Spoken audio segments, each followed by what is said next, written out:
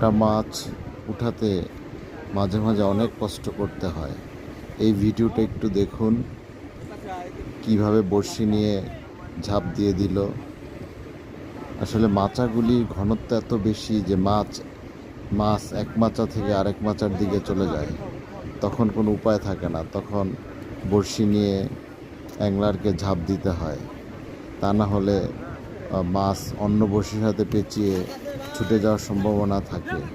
তাই তারা বড়শি নিয়ে এক মাচা থেকে আরেক মাচায় চলে যায়। যেহেতু এখানে হেঁটে যাওয়ার উপায় নেই, তাই উনি সাঁতরে অন্য মাচায় চলে গেলেন। এভাবেই অনেক কষ্টের বিনিময়ে একটা মাছ ধরতে হয়। আসলে কেউই চায় না একটা মাছ বড়শিতে বাঁধার পর ছুটে যাক, আর এটা অ্যাংলারের জন্য বহুত কষ্টদায়ক একটা ব্যাপার।